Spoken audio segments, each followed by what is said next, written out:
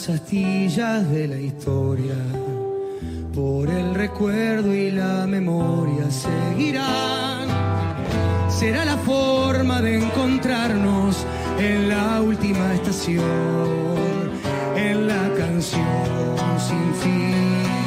El silencio en la vereda que enmudece, con los que quedan intentando embellecer, honrar los días y la herida que siempre están ahí, aún después de morir.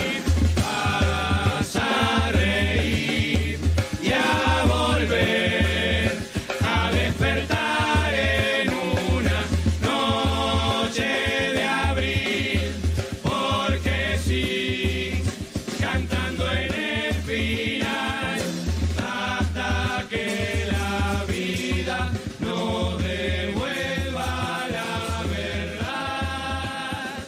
Siempre habrá una murga preguntando dónde estás.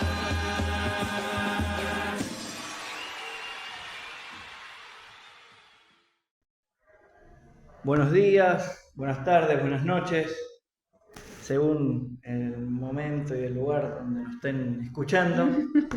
Aquí, bueno, Sebastián Vera, desde la Secretaría de Derechos Humanos y Género de la Facultad de Psicología. Y continuamos haciendo camino al andar. Este micro de salud mental, derechos humanos. Y en esta oportunidad tenemos el gusto de dar unos pasos con Mirna Insúa. Mirna Insúa es doctora en Historia y también en Letras y Lenguas Extranjeras. Trabaja en Francia, viaja asiduamente acá a Argentina. Bueno. Y vamos a estar conversando también a propósito de estos 50 años del golpe, pero Mirna viene haciendo un trabajo que se llama una muestra fotográfica con entrevistas a sobrevivientes de los centros clandestinos de detención y tortura y desaparición. La muestra se llama Bordes del Abismo. Queríamos, porque además comentarles que, bueno, a partir de la semana que viene y durante abril, mayo, junio, la muestra va a permanecer en la facultad y va a ser también una invitación para que las comisiones, las cátedras, en los trabajos prácticos, en los seminarios, en los teóricos, puedan ir a ver esa muestra y puedan volver al aula y conversar sobre qué les ha provocado, qué cuestiones les conmovió, les generó, como para poder, me parece sumamente importante en este momento presente, seguir haciendo memoria para construir un futuro más justo. Mirna, ¿cómo has empezado a hacer esta muestra? ¿Qué te movió a hacer esta muestra? Bueno, en primer lugar, buenas noches, buenos días, buenas tardes, buena madrugada para los que estén escuchando. Muchas gracias por la invitación y permitirme explicar este trabajo, que es un trabajo absolutamente particular y que es en sí complejo, porque toma un tema central de lo que nos pasó como sociedad, pero sobre todo de lo que les pasó a ciertas personas que estuvieron detenidas en los campos clandestinos y que fueron liberadas por decisión del represor, ¿no? Antes de decir cómo empezó esto, yo quisiera agregar algo muy importante a mi presentación. Yo soy pergaminense, de ahí que no solo soy argentina, soy pergaminense en particular. Las raíces son importantes, pero sobre todo quiero decir que yo soy prima universitaria. Y esto me parece que es importante ponerlo en contexto porque efectivamente yo estoy en Francia gracias a la educación pública, que me permitió haber hecho la universidad con gastos, por supuesto. La universidad no es absolutamente gratuita, hay que decirlo que un estudiante gasta mucho dinero cuando hace sus estudios universitarios, lo que implica también una diferenciación de clase, pero si no hubiera existido esta posibilidad, seguramente yo no estaría acá hablando de lo que estamos hablando. O a lo mejor sí, pero desde otro lugar. Incluso mi formación en Francia también ha sido en la universidad pública, bueno, primero en una alta escuela, luego en la universidad, pero en todo caso me parece importante en el momento que estamos viviendo que antes de hablar de cualquier cosa que hablemos, reivindiquemos este derecho a educarnos correctamente, con buenos profesores bien pagos, con estudiantes que no tengan que tener 2 trabajos para poder cursar una materia, y con espacios comunitarios que nos permitan construir y reconstruir lazos sociales. A partir de ahí entonces podemos hablar de lo que quieras, te puedo contar. Y te agradezco muchísimo esa contextualización, porque me parece en este momento también sumamente importante y necesario esta defensa al derecho a la educación. Y aparte también decirlo como esperanza, porque digo, desde una ciudad chica yo he llegado a una ciudad muy grande como es París. He podido seguir trabajando y seguir estudiando, siempre con muchas dificultades, porque cuando uno no viene de una familia que tiene contactos, de una buena posición económica, todo se hace trabajando al mismo tiempo. Uno estudia y trabaja al mismo tiempo. Pero eso también te da una experiencia muy importante, que es cómo pasar desde las aulas a la vida normal, a las escuelas, a las sociedades, a los grupos asociativos.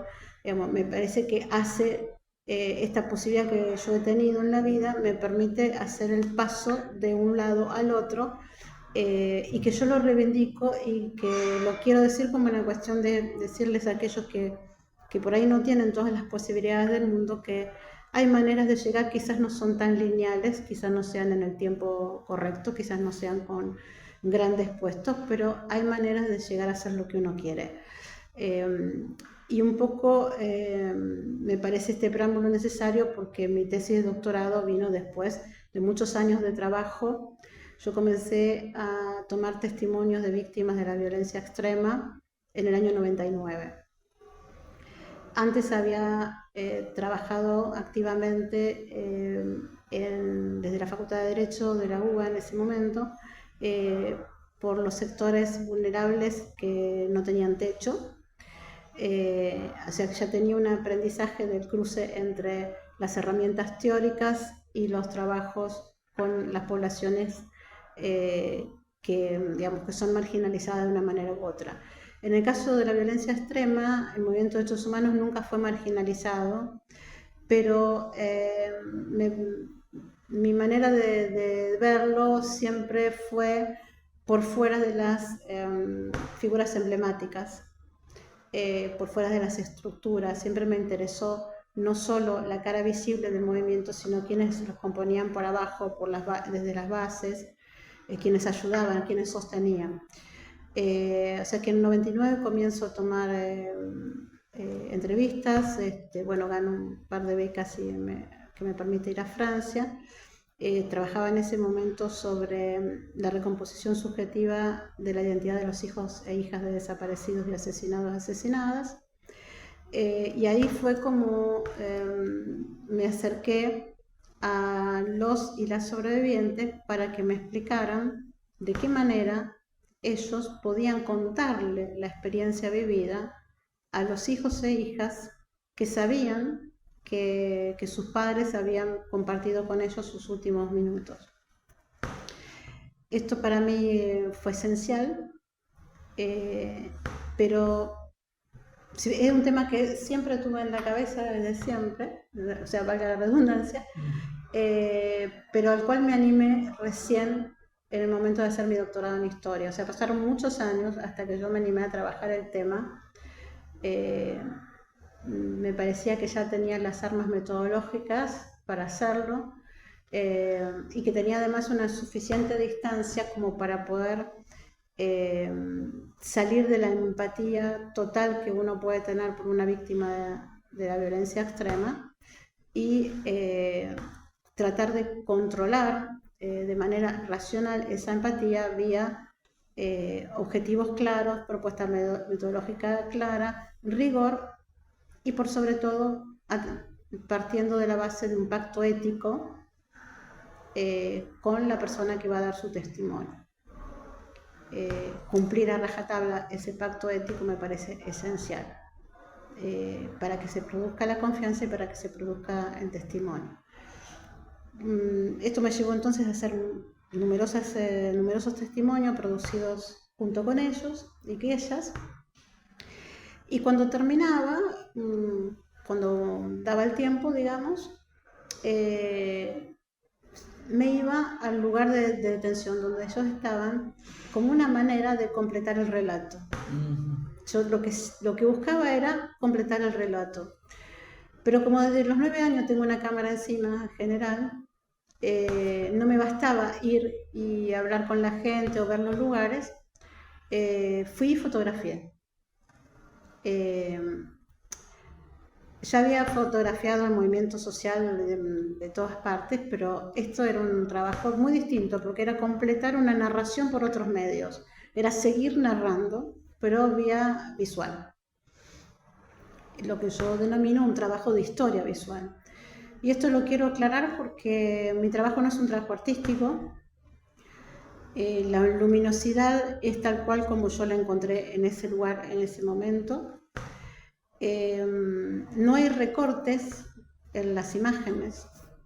El encuadre es tal cual lo vi con esta primera imagen, no hay retoques, no hay nada, digamos, es una imagen que testimonia de un momento dado de los campos. No son los sitios de memoria los que estoy fotografiando, sino el lugar concreto, específico, en el cual el relato hablado del testimonio de un sobreviviente, de una sobreviviente, se paró y me dijo algo. Entonces yo fui a buscar ese lugar. Y es eso lo que aparece en la muestra. Aparece esa situación que no necesariamente es una situación que está ligada a la tortura, puede estar ligada a una incomodidad, puede estar ligada a un recuerdo, puede estar ligada a muchas cosas diferentes, puede estar ligado a un cambio con respecto a la relación con el sitio o con el campo. Digo esto porque desde que esas fotos se convirtieron en una exposición fotográfica, ya dejó de ser mía, porque desde el primer momento en que se expuso, y fue aquí en Rosario, en la Universidad de Humanidades y luego en La Toma, aparecieron espectadores de la exposición que tenían mucho para decir, mucho para contar. Fue así como llegué a la Calamita, porque efectivamente no había tenido ningún testimonio de la Calamita, entonces ¿para qué ir a la Calamita? Si yo no necesitaba ir a buscar nada a la Calamita. Pero sí lo necesité cuando conocí gente que estaba trabajando para reivindicar la visibilidad de ese lugar, con sobrevivientes de ese lugar, y bueno, y ahí apareció la Calamita. Y después, aquí en Rosario, apareció otro relato que me llevaba no al centro, o sea, a la Casa de la Memoria, sino a un espacio específico de ese lugar que estaba claro en el relato de esta sobreviviente. Y así, bueno, fui viendo algunos lugares de aquí de Rosario, después de Tucumán, después Mar del Plata, después Misiones, que son algunos de los espacios que no estaban en esta primera muestra y que fueron dialogando conmigo a medida que se iba presentando la muestra. Iban saliendo cosas que hacían posible que la muestra se ampliara, ¿no? Pero ya ahí no fui yo la responsable, sino que este diálogo que se produjo fue muy importante. Y también se produjeron diálogos muy interesantes con con jóvenes que no tenían idea de la historia. Hubo acá en la toma un joven que dijo, me dijo, señora, ¿de quiénes son las fotos? Le digo, son mías. Ah, que bueno, son muy lindas fotos, o algo así, ¿no? Digamos, le gustaban las fotos, ¿no? Y me dice, ¿qué son? ¿Casas abandonadas? Y en principio uno no puede leer como que son casas abandonadas, porque muchos lugares están como abandonados.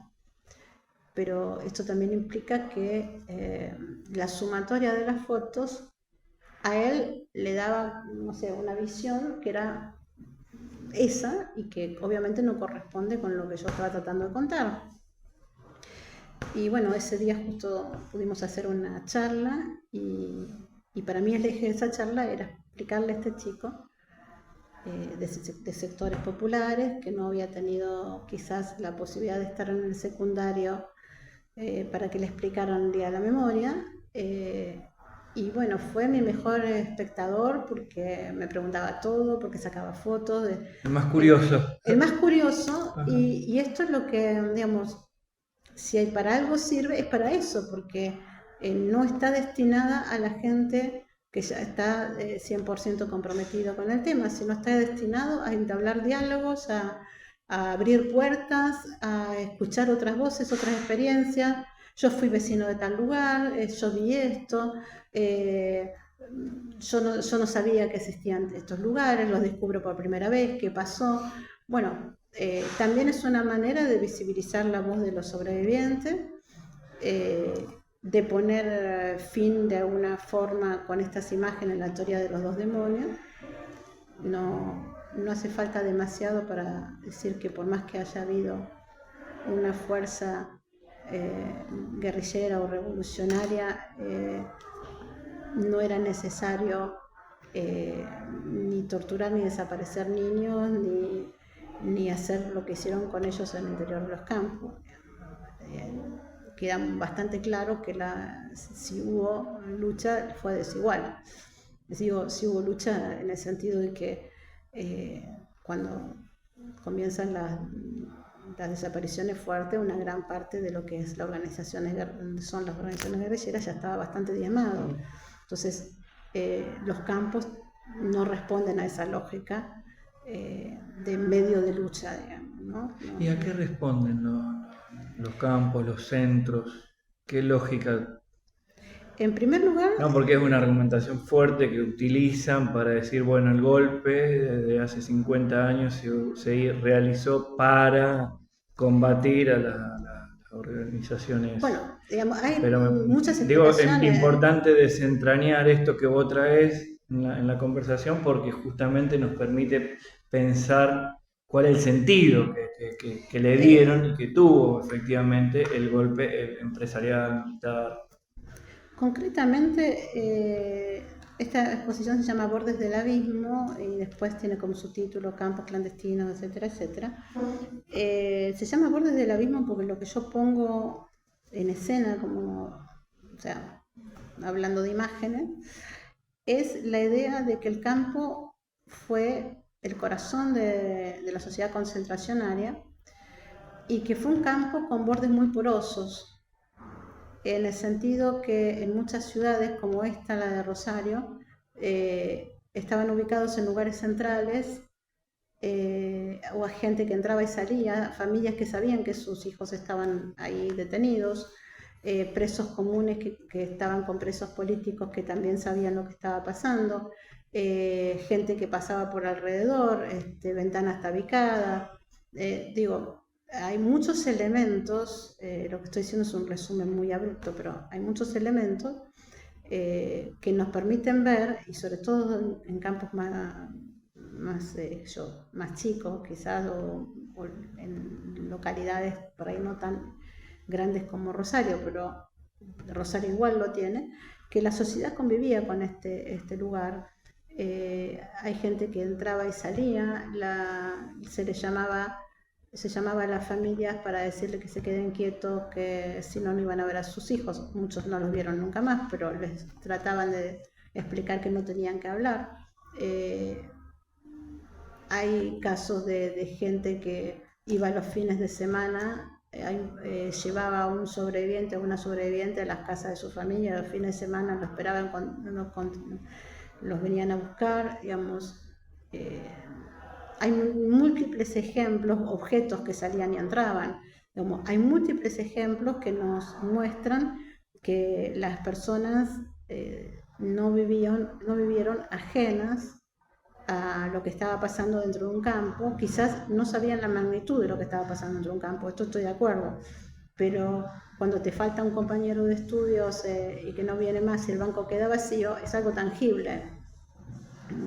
No se puede decir que nunca hubo ninguna sospecha de absolutamente nada. Me parece que hay que ir un poco más lejos en eso. ¿Para qué servían entonces los campos?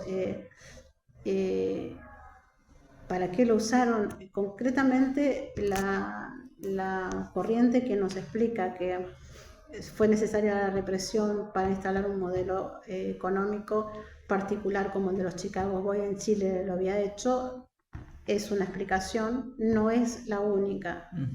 Es una explicación importante, sí, el modelo económico se instaló de esa manera, pero el campo no fue solo por eso, tampoco fue solo por represión.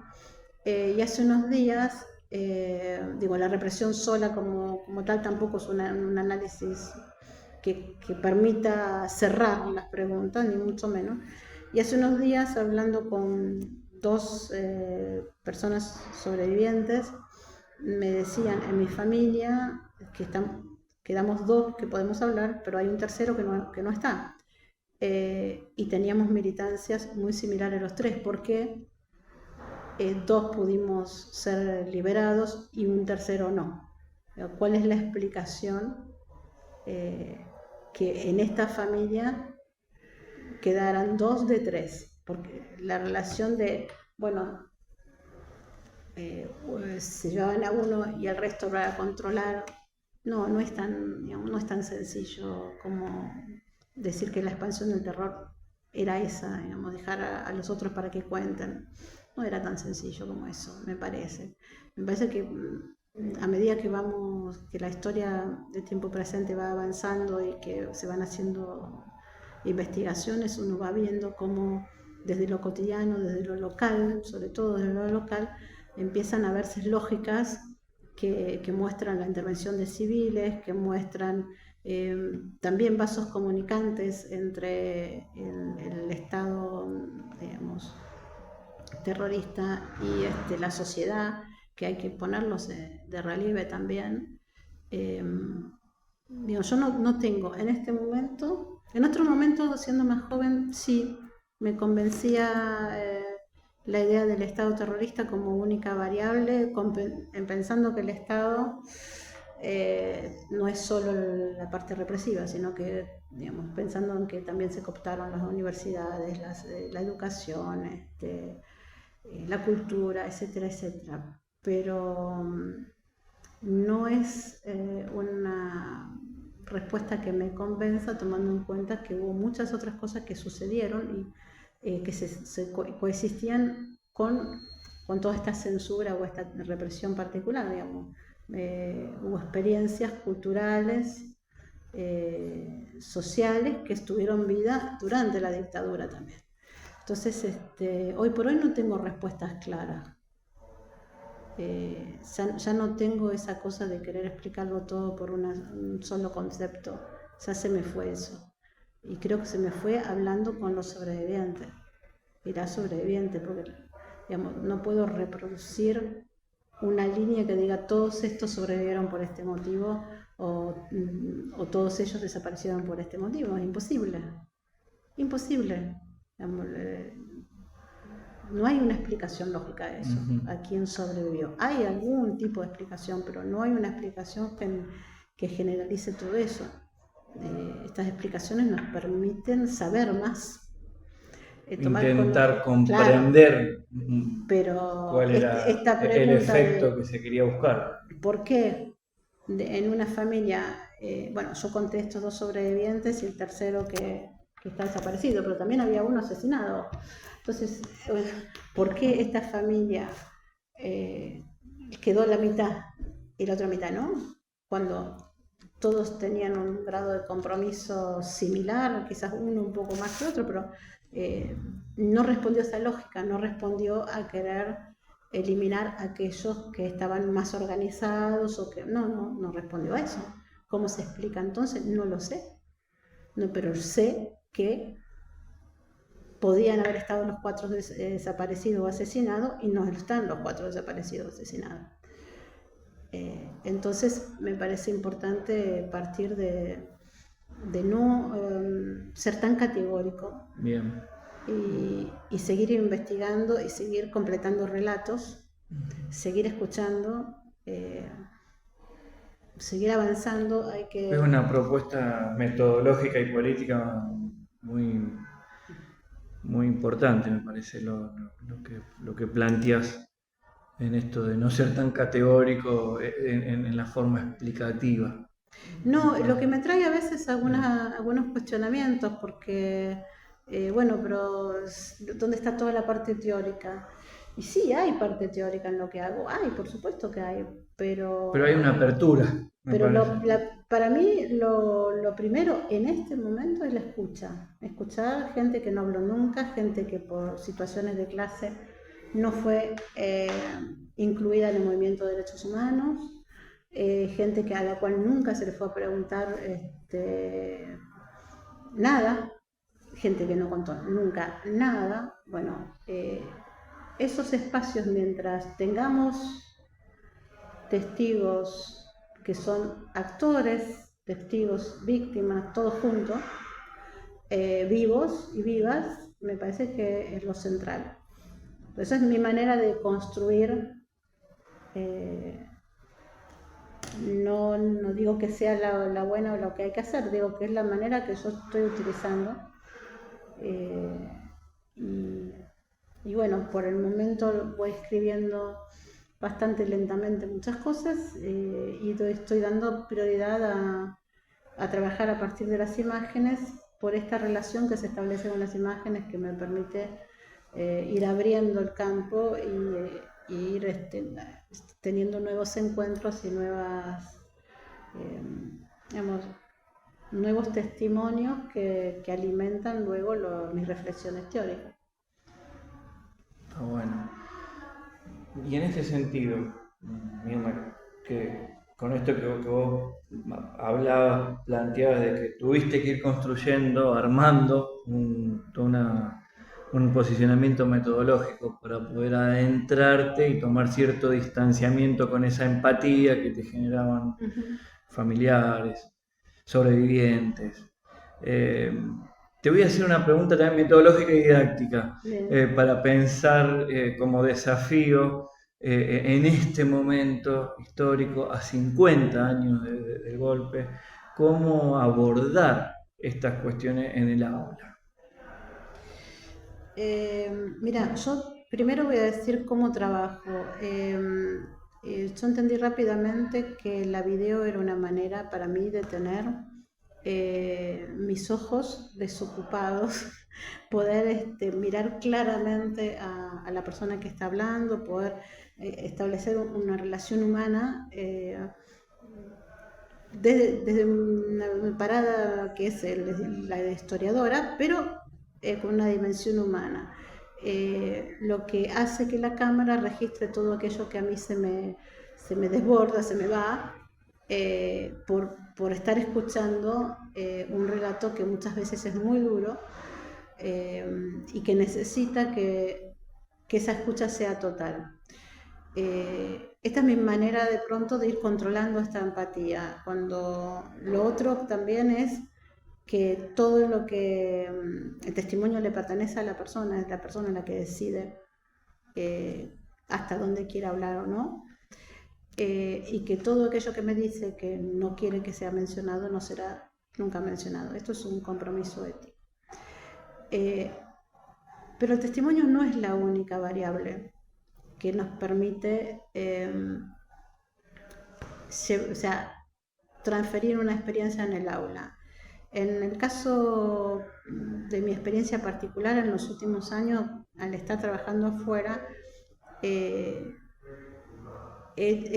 trabajado sí, con testimonio le he pedido a algunas personas que vía videoconferencia testimoniaran y que mis alumnos y alumnas pudieran hacer preguntas. Lo interesante fue que en un caso ellos se reconocieron en la edad, porque la persona tenía 17, 18 años cuando fue detenida. Mis estudiantes tenían 19, 20, y le preguntaron cosas muy simples. Si había podido reconstruir su vida, enamorarse, qué había comido el primer día, cómo había dormido, qué le había pasado cuando salió. Y yo creo que si uno escucha las preguntas,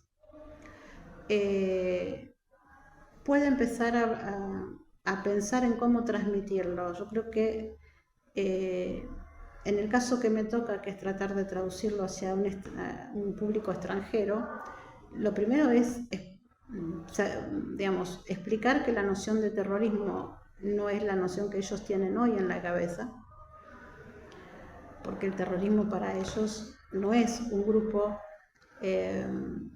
guerrillero que se opone a una dictadura o que quiere un cambio social, político, económico. No, es alguien que pone bombas en una confitería bailable y mata cientos de personas, o muchas personas en todo caso. Entonces, bueno, eso es un primer plano en el marco donde yo lo estoy haciendo. Y después volver a cuestiones simples, cuestiones que se preguntaban al principio y que han quedado muchas sin respuesta. Me parece importante que no haya un dogmatismo de decir esto es así. No, hay datos, hay una historia, se cuenta esa historia, pero además no es, digamos, todo blanco o negro, hay muchos grises. Y me parece que hay que tener menos miedo a los grises, menos miedo a las cosas que no son tan evidentes, y escuchar también nuestro interlocutor. Nuestro interlocutor necesita hacerse preguntas que quizás nos hacíamos nosotros en el 85 y que hoy por hoy hay que empezar todo de nuevo, hay que volver a explicar, porque ya estamos distanciados de 50 años. Y cuando en un curso vos das clase y de pronto para argentinos y Argentina, y vos le decís, bueno, ustedes se acuerdan en 2001, y te dicen yo no había nacido, entonces ahí te das cuenta que hay algo que falla en tu manera de enseñar, porque no podés dar por sabido un montón de cosas que son parte de la experiencia nuestra, generacional, pero que ellos no lo tienen. Entonces me parece que hay que partir de la base no de lo que nosotros queremos, sino de lo que ellos pueden llegar a comprender, a entender, para que nosotros después desde ahí podamos seguir. Pero hay que partir de lo que representan ellos generacionalmente. Me parece que la manera... Y en este momento, que es un mundo de imágenes, las imágenes tienen un lugar fuerte. Tienen un lugar fuerte. Me parece importante partir de códigos que por ahí puedan comprender más fácilmente. En todo caso, creo que eso es lo que estuvo pasando, ¿no? Las imágenes tienen un impacto importante. Ver ahí qué genera, qué conmueve. Pero me parece también una clave que también es metodológica en relación a cómo vos venís haciendo este trabajo, es la escucha.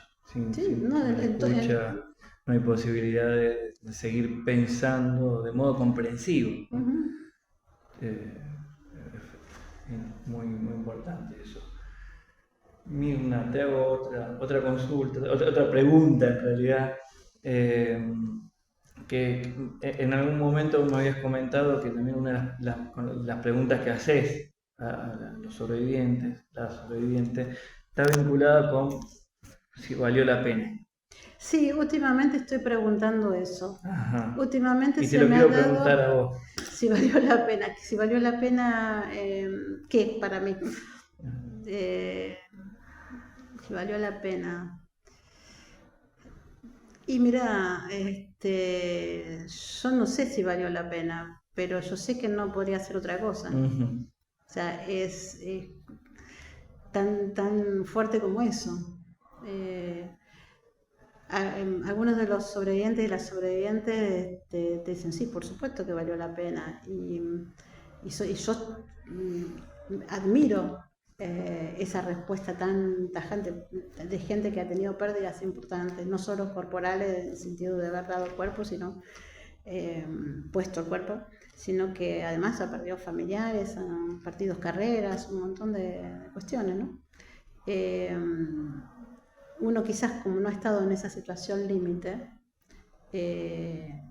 no sabe exactamente si valió la pena o no, a veces te agarran dudas, pero lo que yo sé es que no podría hacer otra cosa, que no podría hacer mi carrera de otra manera, que quizás no haya dejado pasar algunos aspectos de mi carrera por eso, pero que hoy por hoy volvería a ser, en cuanto a este tipo de trabajo, volvería a ser exactamente lo mismo. Y muchas personas me dicen, pero ¿cómo haces para trabajar con esos temas que son tan dolorosos? Bueno, eso es una pregunta que viene siempre, y el tema es porque sobrevivieron y porque están de pie. Y con todos los cuestionamientos que uno les puede hacer, digamos, son hombres y mujeres normales, digamos, vivieron algo extraordinario, pero ellos tienen defectos también. Digamos, la víctima no es una víctima que no tiene defectos, no pasa por ahí. No podemos pensar que porque perteneces a una asociación u otras, entonces no tenés nada que se te pueda ser reprochado, nada. No, son hombres y mujeres como cualquier otro que han ocupado un lugar importante en la historia. En el caso de los sobrevivientes que han vivido, como decía, cosas extraordinarias, pero están de pie, y me parece que es por eso que yo puedo seguir haciendo esto, porque siguen con un recorrido hacia adelante, hacia el futuro, y porque son capaces de decir que sí, que valió la pena. Entonces, bueno, si lo miro de ese lugar, sí, obviamente vale la pena, obvio, pero en todo caso mi respuesta es mucho más limitada y es otra cosa no me sale así. Me quedo pensando en relación a esto, como también en esta conversación te agradezco también infinitamente porque estás brindando, nos estás brindando algunas herramientas metodológicas que considero muy importantes en cualquier trabajo comunitario, educativo, en relación a la salud mental, que esto que vos decís, poder visibilizar las voces, ¿no?, que han quedado excluidas, que han quedado descartadas también, que han quedado sin la posibilidad, o a veces hablando, a veces pudiendo, pero que no se toma en serio. Entonces, realmente esto, toda la conversación me parece muy interesante, esto que brindás como una construcción y una herramienta metodológica que vale la pena, que vale la pena también para nuestros oficios. Mira, lo que acabas de decir, hay algo que es muy importante, y es cómo mencionar, cómo describir este tipo de voces. Michel Pollack decía, son voces subterráneas que en algún momento van a salir a la superficie. Yo creo que es así. Creo que en la polifonía de voces del movimiento de derechos humanos, los y las sobrevivientes no tuvieron la voz cantante, salvo en los tribunales. Y hay una parte que tiene que ver con la propia decisión del sobreviviente y de la sobreviviente de aceptar las consignas del movimiento de derechos humanos, aceptar integrar un movimiento social pero político, y me estoy refiriendo a la consigna de aparición con vida, porque las primeras denuncias, cuando se hablaba de desaparecer o traslado, era sinónimo de muerte.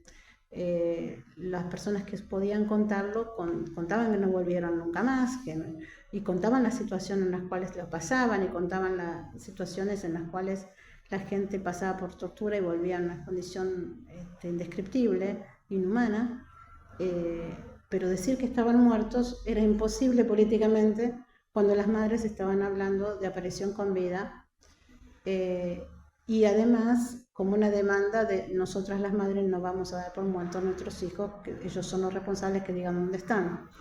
Entonces, decididamente la voz de los sobrevivientes se construye bajo el amparo de esto, y a partir de ahí, bueno, la visibilidad de estas voces ha costado mucho, tiene que ver con el contexto, y pienso que una gran parte de cómo se ve ahora al sobreviviente es como un testigo judicial, básicamente.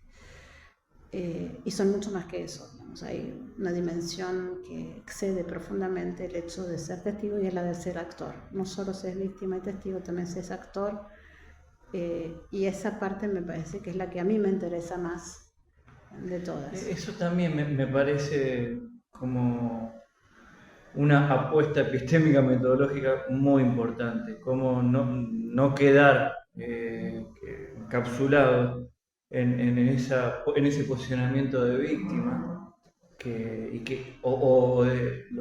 esto de héroe también, ese posicionamiento heroico, es lo mismo, ¿no? Que es uno u otro, que no permite justamente asumirse como protagonista y actor de una experiencia histórica. Y aparte Me parece que también es algo... Tiene una consecuencia dramática eso, es que si nosotros pensábamos que los desaparecidos eran perfectos, eran héroes, y las desaparecidas digamos, no había, lo que hicieron irrepetible, ¿cómo vamos a construir una continuidad de la lucha? No digo ahí ya saliendo del rol militar. Un bloqueo. Lo digo saliendo del rol de académica, pero digo, hay un problema que tiene esta construcción del héroe. Hay muchas explicaciones de por qué se construye el mito del héroe, pero nos limita a nosotros como... a vincularnos con esas experiencias.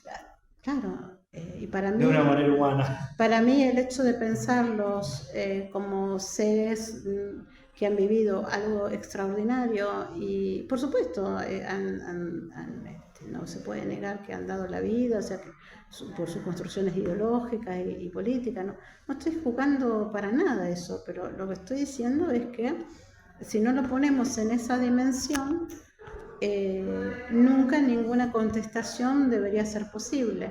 Y a mí lo que más me preocupa en este momento es la poca reacción que hay, que difiere tanto de la del 2001, que difiere de otros momentos del 2017, con la marcha del 2x1 o otras situaciones. Hoy vamos a ver una marcha muy masiva, creo, el 24 de marzo, pero eso no significa que la sociedad esté movilizada como para construir nuevas estrategias sociales opositoras y de reconstrucción, ¿no? Así que eso es un poco lo que me preocupa en todo esto. Y vinculado con esto, Mirna, como para ir cerrando. Sí. Sé que también vas a continuar acá con las jornadas. Está muy en relación a esta última pregunta. ¿Cuáles son tus sueños? ¿Qué soñás? ¿Cuáles son mis sueños?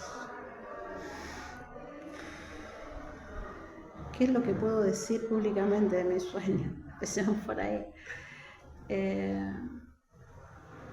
Yo creo que mi principal sueño sería seguir con la investigación y con la docencia. Creo que es lo que me hace feliz. Con una cámara en la mano siempre, por supuesto. Después me gustaría que podamos, como sociedad, generar proyectos inclusivos en el sentido más amplio, que nos permitan que nuestras investigaciones puedan ser publicadas, puedan ser vistas, puedan ser trabajadas en las aulas, discutidas con los colegas, pero con todos los que no son colegas, que están afuera de la universidad. Me parece eso sería digamos, por ahí tener las condiciones económicas que permitan que nuestras investigaciones sean difundidas de alguna forma. Creo que eso es... comer todos los días también es un sueño a esta altura. Es básico. Básico. Para poder seguir soñando otros sueños. Pero más allá de lo risueño que puede parecer, si uno está ocupado en trabajar full time porque tiene que llegar al fin de mes, difícilmente puede ocuparse de otras cosas que le encantaría. Totalmente. Y bueno, me parece que una mejor calidad de vida y una cultura y una educación que permita acceder, me parece que ese sería mi sueño, ¿no? Que lo que uno hace no sea cada vez más democratizado, que haya, digamos, no quiero que la gente se quede sin poder estudiar. Me parece que un pueblo que no tiene esa posibilidad es muy fácilmente manipulado, y es lo que estamos viendo. Bueno, Mirna, muchísimas gracias. De nada.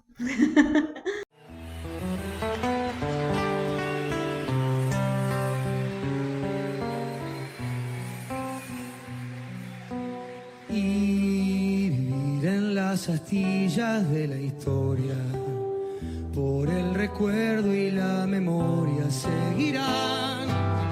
Será la forma de encontrarnos en la última estación, en la canción sin fin.